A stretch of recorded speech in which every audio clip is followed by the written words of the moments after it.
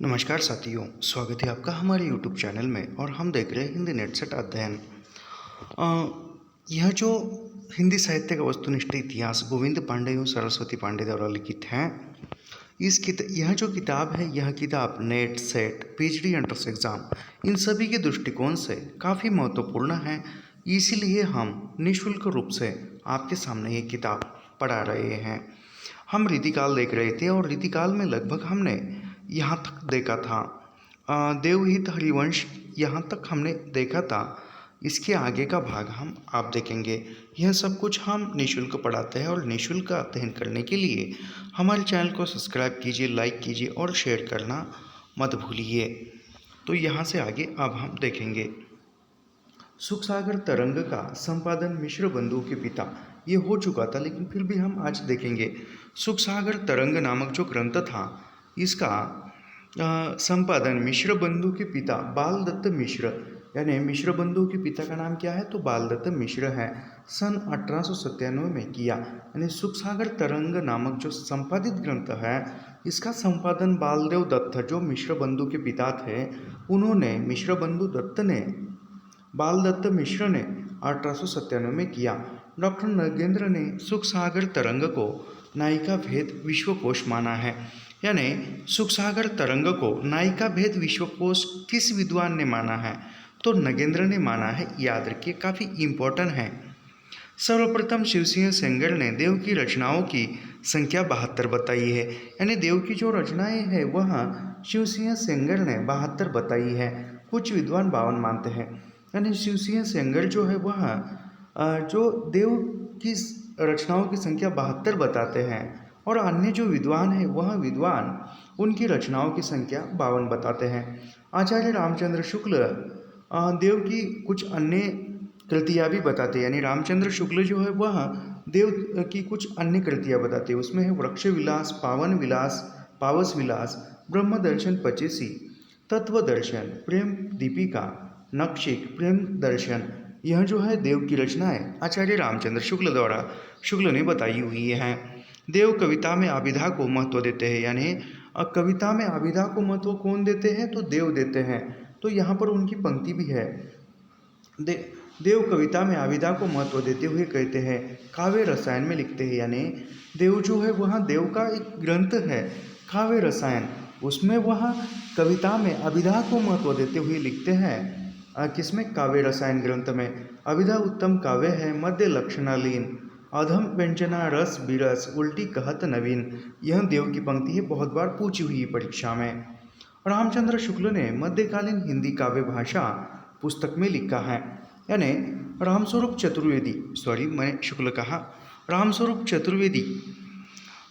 चतुर्वेदी ने मध्यकालीन हिंदी काव्य भाषा पुस्तक में लिखा है। मध्यकालीन हिंदी काव्य भाषा किसकी पुस्तक है तो यह रामस्वरूप चतुर्वेदी की है। इन्होंने देव के बारे में रामस्वरूप चतुर्वेदी ने मध्यकालीन हिंदी काव्य भाषा में लिखा है कि देव की ध्वनि संवेदनशीलता रीतिकालीन काव्य भाषा में अप्रतिम है।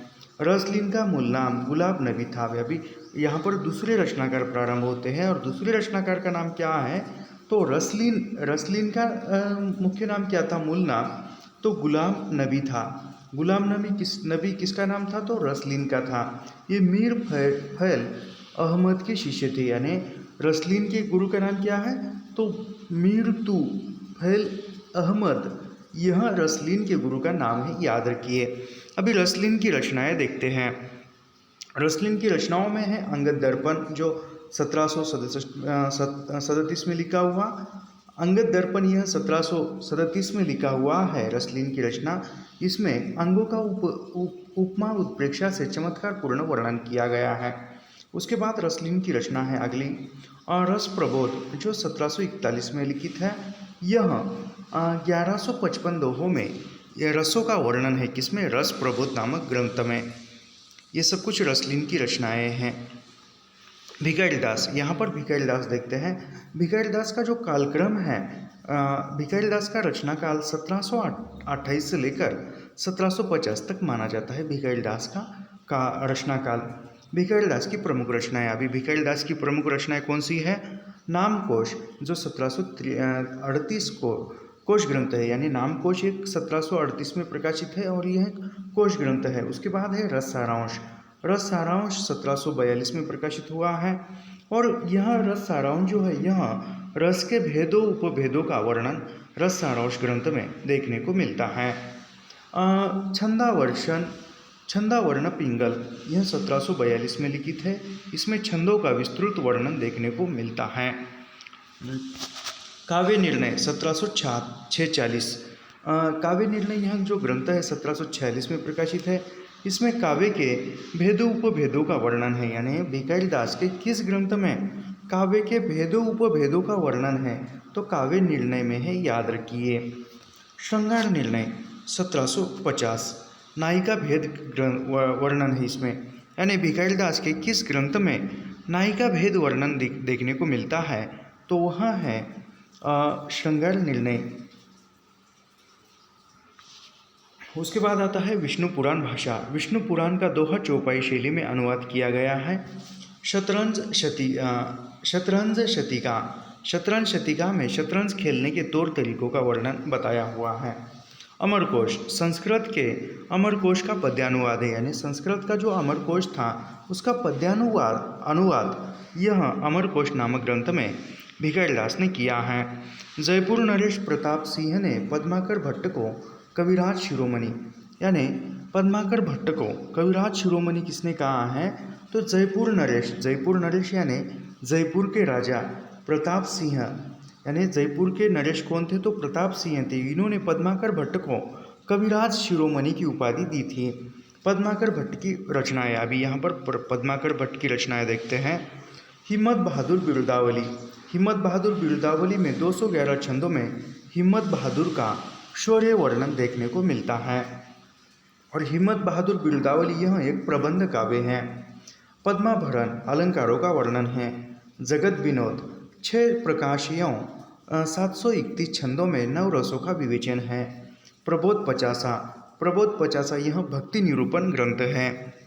गंगा लहरी यह संस्कृत कवि जगन्नाथ कृत, यानी गंगा लहरी किसका है, संस्कृत के कवि थे जगन्नाथ कृत। इन्होंने गंगा लहरी का पद्यानुवाद किया है। प्रताप सिंह बिरुदावली 117 छंदों में प्रताप सिंह का शौर्य वर्णन किया है, यानी पद्माकर भट्ट ने प्रताप सिंह बिरुदावली नामक ग्रंथ में 117 छंद है। 117 छंदों में प्रताप सिंह का जो शौर्य वर्णन है और ये प्रताप सिंह बिरुदावली यह एक प्रबंध काव्य है। उसके बाद आता है राम रसायन, वाल्मीकि के रामायण का छायानुवाद है। राम रसायन किसका ग्रंथ है, तो पद्माकर भट्ट का है और यह राम रसायन वाल्मीकि का जो रामायण है वाल्मीकि द्वारा लिखित उसका छायानुवाद किया हुआ है। उसके बाद है अली जहाँ प्रकाश महाराज ग्वालियर के नाम लिखा गया है। पद्माकर भट्ट ने होली, फाग और त्योहारों का वर्णन पूरी तल्लीनता के साथ किया है, यानी पद्माकर भट्ट ने होली, फाग, यानी फाग माह में होली आती है, होली, फाग इन त्योहारों का एक तल्लीन होकर वर्णन अपने ग्रंथों में, अपने साहित्य में किया हुआ देखने को मिलता है पद्माकर भट्ट ने। होली और फाग त्योहारों का वर्णन करने वाले निम्नलिखित में से रचनाकार कौन है या कवि कौन है, तो पद्माकर भट्ट है, याद रखिए, पूछा जा सकता है। रीतिकाल के प्रमुख अलंकार निरूपक ग्रंथ और आचार्य, यानी अलंकार निरूपक ग्रंथ और आचार्य यह देखते हैं रीतिकाल के कौन कौन हैं। जसवंत सिंह भाषाभूषण, जसवंत सिंह का अलंकार निरूपण ग्रंथ कौन सा है, तो वह है भाषाभूषण। मतीराम का है ललित ललाम अलंकार पंचशिका। भूषण का है शिवराज भूषण। श्रीधर कवि का है भाषाभूषण, ये याद रखिए, श्रीधर कवि का भाषाभूषण है। भूषण का है शिवराज भूषण, ये याद रखिए, ये कंफ्यूज हो सकता है। भाषा भूषण भी कभी कभी भूषण हमें लगता है, लेकिन श्रीधर कवि का है भाषाभूषण, याद रखिए। रसिक सुमति यह अलंकार चंद्रोदय है। रघुनाथ का रसिक मोहन है अलंकार निरूपक ग्रंथ। गोविंद कवि का है कर्णाभरण। दुल्हन का है कवि कुल कंठाभरण। ऋषिनाथ का है अलंकार मणि मंजरी। राम सिंह का है अलंकार दर्पण और पद्माकर का है पद्माकर भरण। गिरधर दास का है भारती भूषण। ये मिलान करने में प्रश्न पूछते हैं। रीतिकाल के विविध काव्यांग निरूपक ग्रंथ, अभी यह अलंकार निरूपक ग्रंथ देखिए, अब यहाँ पर काव्यांग निरूपक ग्रंथ देखते हैं। चिंतामणि कवि कुल सर्वांग निरूपक, नहीं ये काव्यांग निरूपक नहीं ये है, ये सर्वांग निरूपक ग्रंथ है, यानी सर्वांग निरूपक। चिंतामणि का है कवि कुल कल्पतरु, कुलपति का है रस रहस्य, देव का है काव्य रसायन अथवा शब्द रसायन, सुरति मिश्र का है काव्य सिद्धांत, कुमार मणि का है रसिक रसाल, श्रीपति का है काव्य सरोज, ये सर्वांग निरूपक ग्रंथ है। सोमनाथ शशिनाथ, यानी सोमनाथ का ही नाम शशिनाथ है। सोमनाथ का ग्रंथ है रस पीयूष निधि। भिखारीदास का है काव्य निर्णय। रूपशाही का है काव्य निर्णय। भिखारीदास का है काव्य निर्णय। रूपशाही का है रूप विलास। जनराज का है कविता रस विनोद। जगत सिंह का है साहित्य सुधा निधि। रणवीर सिंह का है काव्य रत्नाकर। प्रताप शाही का है काव्य विलास। थान कवि का दल्लेल प्रकाश, थान कवि दल्लेल प्रकाश याद रखिए। उसके बाद है रतन कवि, रतन कवि का है फतह प्रकाश। उसके बाद आते हैं रचनाकार एवं छंद निरूपक ग्रंथ, यानी कौन छंद निरूपक ग्रंथ। चिंतामणि का छंद निरूपक ग्रंथ पिंगल है। मुरलीधर भूषण का छंदोदय प्रकाश। मोतीराम का है छंदसार। सुखदेव मिश्र का है व्रत विचार। माखन का है श्रीनाथ पिंगल छंद विलास, ये माखन का ग्रंथ है, कौन सा, छंद निरूपक ग्रंथ। उसके बाद है जय कृष्ण भुजंग का पिंगल रूपदोष भाषा। भिखारीदास का है छंदावर्षण। नारायण दास का है छंदसार। दशरथ का है व्रत विचार। नंद किशोर का है पिंगल प्रकाश। चैतन का है लघु पिंगल और राम सहाय का है व्रत तरंगिनी। हरिदेव का है छंद पयोनिधि और अयोध्या प्रसाद वाजपेयी का छंद पिंगल, ये छंद निरूपक ग्रंथ थे। उसके बाद देखते हैं रस निरूपक ग्रंथ। अभी रीतिकाल में रस निरूपक ग्रंथ कौन कौन से हैं, तो तोष निधि का ग्रंथ है सुधा निधि। मतीराम का ग्रंथ है रसराज, यह रस निरूपक ग्रंथ है, याद रखिए, ये मिलान करने में पूछा जाता है। देव का है भावविलास, भवानी विलास, रस विलास, याद रखिए ये जो ग्रंथ है काफ़ी महत्वपूर्ण है, ये रस निरूपक ग्रंथ। अभी ये ऐसा प्रश्न पूछा जाता है, भाव विलास, भवानी विलास, रस विलास किसके ग्रंथ है, तो देव के है, याद रखिए। भिखारीदास का है रस सारांश और श्रृंगार निर्णय। रसलीन का है रस प्रबोध। पद्माकर का है जगत विनोद। बेनी प्रवीण का है रस तरंग। नवरस तरंग, नवरस तरंग यह किसका है, तो बेनी प्रवीण का है। प्रताप शाही का है व्यंग्यार्थ कौमुदी। सुखदेव मिश्र का है रत्नाकर, रसावर्षण और श्रृंगारलता। मंडन का है रस रत्नावली। ग्वाल का है रस रंग। श्रीपति का रस सागर, श्रीपति का कौन सा है, तो रस सागर है। याकूब खां का है रसभूषण। रघुनाथ का है काव्य कलाधर। उदयनाथ कविंद्र का है रस चंद्रोदय। और शंभुनाथ का है रस कलोल, रस तरंगिनी। उसके बाद है समनेश का है रसिक विलास। विश्वनाथ का है रस सृष्टि। उजियारी दौलतराम का कौन सा है, रस चंद्रिका और जुगल प्रकाश। रस चंद्रिका और जुगल प्रकाश, ये हमारा जो सेट परीक्षा होने वाला है, महाराष्ट्र सेट या नेट हो, इसमें ये ग्रंथ मिलान करने में पूछे जाते हैं। राम सिंह का है रस निवास। देव सेवादास का है रस दर्पण। बेनी बंदीजन का है रस विलास। रजन कवि का है, करण कवि का रस कलोल। नवीन का है रस तरंग। चंद्रशेखर का है रसिक विनोद। सोमनाथ का है श्रृंगार विलास और कृष्ण भट्ट देव ऋषि का है श्रृंगार रस माधुरी। यशवंत सिंह का है श्रृंगार शिरोमणि और लाल कवि गोरेलाल, ये याद रखिए, लाल कवि का ही उपनाम है गोरेलाल, यह विष्णु विलास इसका रस निरूपक ग्रंथ है। हिंदी के प्रमुख रीतिबद्ध कवि और उनकी अभी रीतिबद्ध कवि कौन कौन से हैं, यहाँ देखते हैं। रीतिबद्ध कवियों में चिंतामणि आते हैं। चिंतामणि की रचनाएं हैं रस विलास, छंद विचार पिंगल, श्रृंगार मंजरी, कविकुल कल्पतरु, कृष्ण चरित, काव्य विनोद, काव्य प्रकाश, कवित्व विचार और रामायण, ये चिंतामणि की रचनाएं हैं, याद रखिए। चिंतामणि की रचनाएं हम फिर से देखते हैं। रस विलास, छंद विचार पिंगल, श्रृंगार मंजरी, कवि कल्पतरु, कृष्णचरित, काव्य विवेक, काव्य प्रकाश, कवित्व विचार, रामायण, यह किसकी रचनाएं हैं? तो यह चिंतामणि की है और चिंतामणि रीतिबद्ध कवि में आते हैं। उसके बाद अगले रीतिबद्ध कवि है कुलपति मिश्र। कुलपति मिश्र की रचनाएं हैं रस रहस्य, संग्राम सार, युक्ति तरंगिनी, नक्षिक और द्रोण प्रव, यह कुलपति मिश्र की रचनाएं हैं। उसके बाद अगले आते हैं कुमार मणिदेव। कुमार मणिदेव की रचनाएं हैं नहीं, याद रखिए ये दो है। कुमार मणि की रचनाएं हैं रसिक रंजन और रसिक रसाल, ये रीतिबद्ध में है। और देव की रचनाएं हैं भाव विलास, भवानी विलास और काव्य रसायन, ये रीतिबद्ध में। देव की कौन सी रचनाएं रीतिबद्ध में आती है? भाव विलास, भवानी विलास और काव्य रसायन। आगे देखते हैं। उसके बाद देखते हैं अन्य, ये देव की है जाति विलास, देव माया प्रपंच, रस विलास, राम रत्नाकर और सुख सागर तरंग, ये देव की रचनाएं हैं। उसके बाद सोमनाथ कवि, रस पीयूष निधि, श्रृंगार विलास, कृष्ण लीलावती, पंचायत धी, सुजान विलास, माधव विनोद, यह जो है सोमनाथ कवि की रचनाएं हैं। उसके बाद है भिखारीदास, ये रीतिबद्ध में है।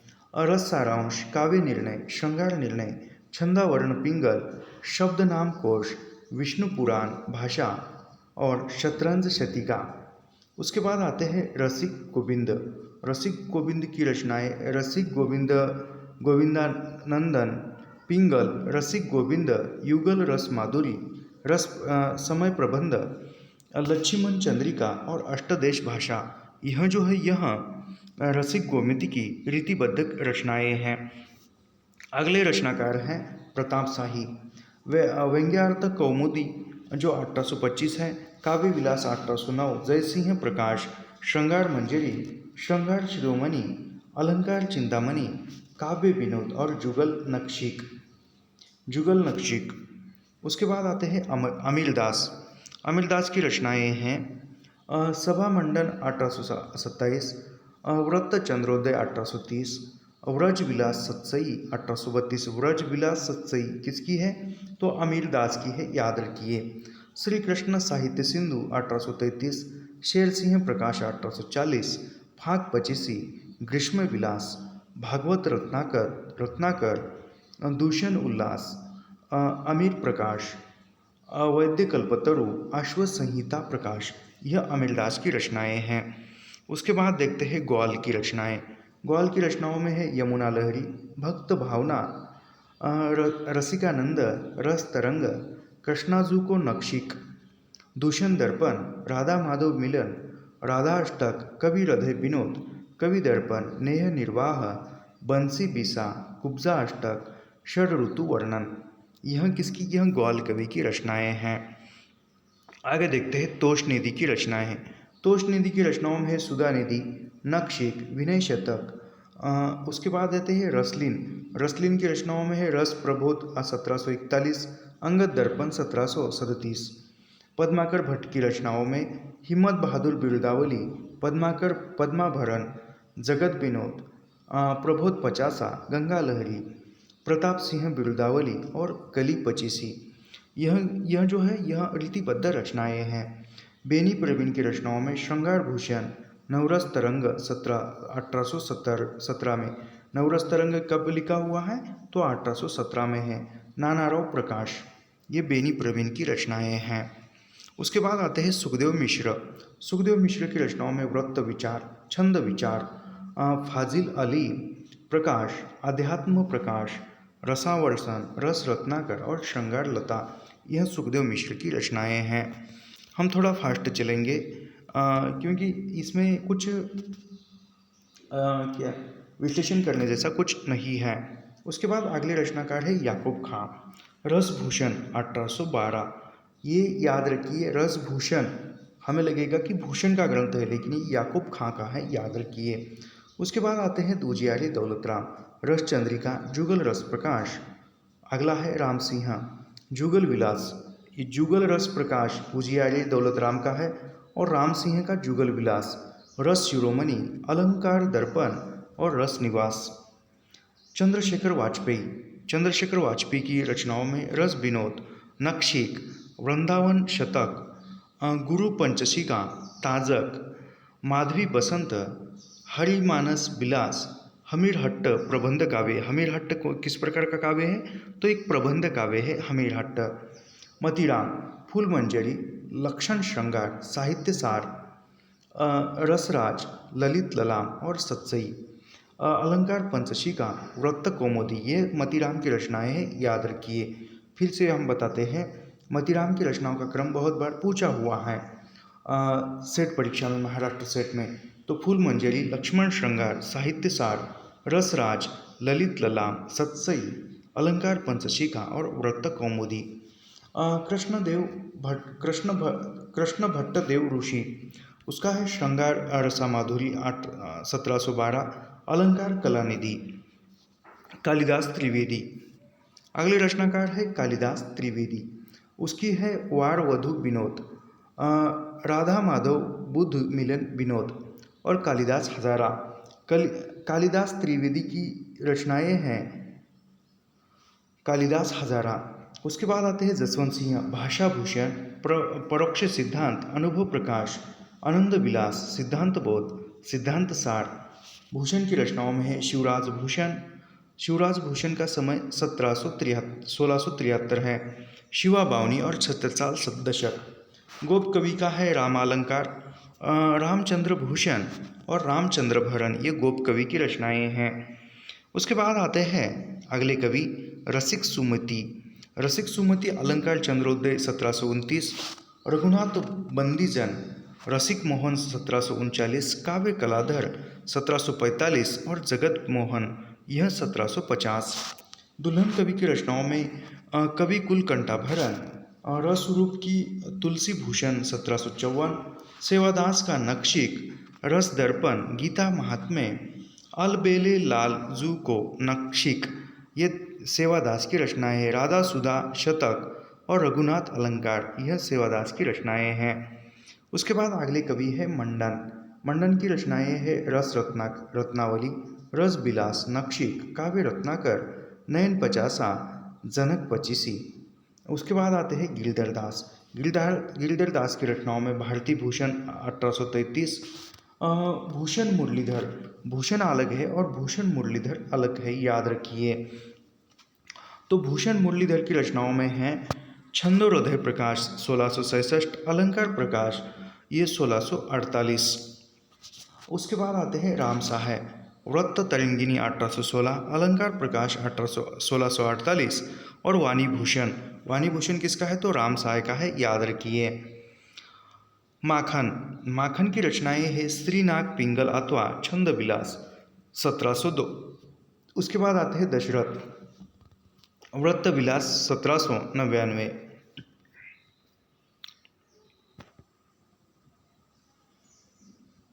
यहाँ पर देखते हैं सुमति मिश्र, अलंकार माला। सुमति मिश्र के ग्रंथ है अलंकार माला, रस रत्नमाला, रस सरस, रस ग्राहक चंद्रिका, नखशिख, काव्य सिद्धांत, रस रत्नाकर, भक्ति विनोद और श्रृंगार सागर, ये सुरति मिश्र की रचनाएं हैं। उदयनाथ कवींद्र की रचनाओं में रस चंद्रोदय, विनोद चंद्रिका और जोगलीला। भिखारी दास ने सर्वप्रथम हिंदी काव्य परंपरा में भाषा, छंद, तुक आदि पर विचार किया है। यानी हिंदी काव्य क्षेत्र में या हिंदी में सर्वप्रथम हिंदी काव्य परंपरा में भाषा, छंद, तुक इस पर विचार किया है। माखन ने हिंदी में सर्वप्रथम कुंभक, हरिमालिका, मदन मोहन, सुरस, तरल गति, सदगति, सुबल, प्रवाह और गंधार नामक मांत्रिक छंदों का निरूपण किया है। यानी हिंदी में सर्वप्रथम कुंभक, हरिमालिका, मदन मोहन, सुरस, तरल गति, सदगति, सुबल, प्रवाह और गंधार नामक मांत्रिक इस छंदों का हिंदी में प्रवर्तन किसने किया है? तो माखन ने किया है, याद रखिए। हिंदी में रीति का अर्थ काव्य रचना पद्धति है। यानी हिंदी में रीति का अर्थ क्या है? तो काव्य रचना पद्धति है, किंतु कहीं कहीं इसे पंत से भी अभिहित किया जाता है। यानी हिंदी में रीति का अर्थ होता है कि काव्य रचना की पद्धति, काव्य लिखने के जो नियम है, पद्धति है, उसको रीति कहते हैं हिंदी में, और कहीं कहीं उस रीति को पंत भी कहा जाता है। ये उतना कुछ नहीं है, हम आगे बढ़ते हैं। अभी रीति सिद्ध कवि कौन है? तो आचार्य रामचंद्र शुक्ल ने बिहारी लाल को रसवादी माना है। यानी रामचंद्र शुक्ल ने बिहारी लाल को रसवादी कवि माना है, और डॉक्टर नगेंद्र ने ध्वनिवादी कवि, यानी बिहारी लाल को रामचंद्र शुक्ल ने रसवादी माना है और डॉक्टर नगेंद्र ने बिहारी को ध्वनिवादी माना है, याद रखिए। श्री राधा चरण गोस्वामी ने बिहारी को पीयूष वर्ष मेघ, यानी बिहारी लाल को पीयूष वर्ष मेघ किसने कहा है? तो श्री राधा चरण गोस्वामी ने कहा है, याद रखिए। अरे यार, ये कहाँ क्या हो गया?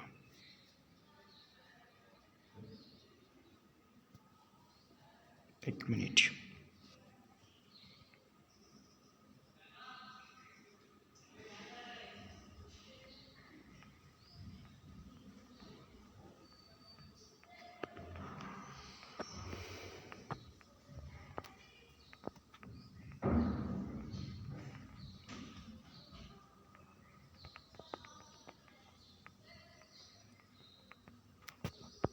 हाँ, ये चल रहा था।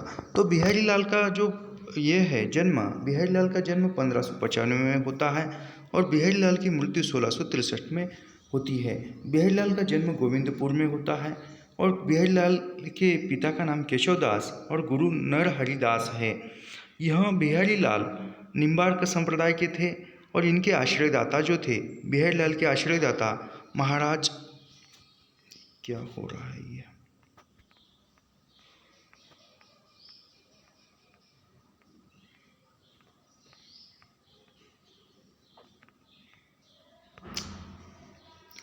बिहारी लाल के आश्रयदाता जो थे वह महाराज जय सिंह थे। बिहारी लाल की एकमात्र रचना, यानी बिहारी लाल की एकमात्र रचना है, वह है बिहारी सतसई। यानी बिहारी सतसई, यह बिहारी लाल की एक ही रचना है और ये दोहा छंद में रचित है। इसकी भाषा, यानी बिहारी लाल की जो बिहारी सतसई है, इसकी भाषा परिनिष्ठ साहित्यिक ब्रज भाषा है।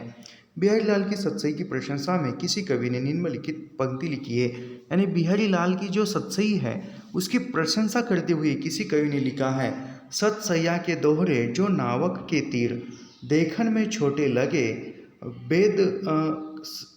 बेधे सकल सरीस। यानी जो छंद है इसके, दिखने में छोटे हैं लेकिन तीर देखने में छोटे हैं लेकिन बहुत ऐसा है। डॉक्टर जॉर्ज ग्रियर्सन के अनुसार यूरोप में बिहारी सतसई के समकक्ष कोई रचना नहीं है।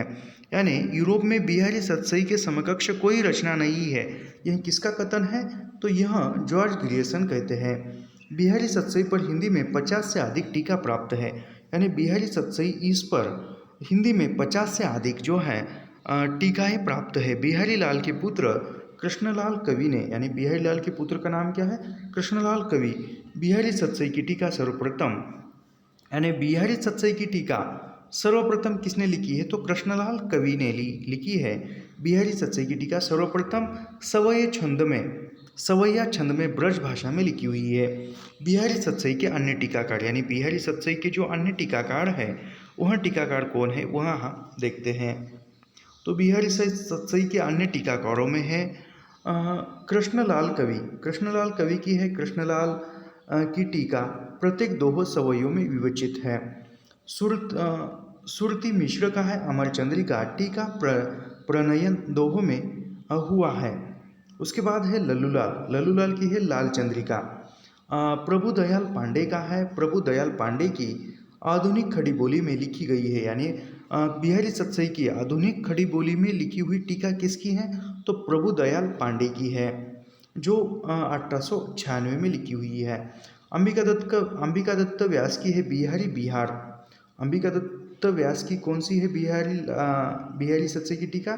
तो बिहारी बिहार है। इसमें दोहों के भावों का रोला छंद में पल्लवन है। पद्माकर सिंह के संजीवनी भाष्य, ये तुलनात्मक पद्धति में निरूपक है। यानी तुलनात्मक, बिहारी सतसई की तुलनात्मक पद्धति में लिखी हुई टीका किसकी है? तो पद्म सिंह शर्मा की है संजीवनी भाष्य। और उसके बाद है आनंदीलाल शर्मा फिरंगे सतसई। आनंदीलाल शर्मा फिरंगे सतसई फारसी भाषा में लिखी गई है। यह है जगन्नाथ दास रत्नाकर बिहारी रत्नाकर। जगन्नाथ दास रत्नाकर बिहारी रत्नाकर जगन्नाथ दास रत्नाकर ने बिहारी रत्नाकर नाम से बिहारी सतसई की टीका लिखी है, जो 1921 में है। हिंदी खड़ी बोली में सर्वश्रेष्ठ टीका है। बिहारी सतसई का सामान्य भाषा में किया हुआ अनुवाद है। अभी यहाँ पर हम रुकते हैं क्योंकि 7:46 हुए सुबह के, 8:30 बजे लेक्चर है कॉलेज का, तो यहाँ पर मैं रुकता हूँ। और ऐसे ही अध्ययन करने के लिए हमारे चैनल को सब्सक्राइब कीजिए, लाइक कीजिए और शेयर करना मत भूलिए। तो मिलते हैं नेक्स्ट वीडियो में। धन्यवाद।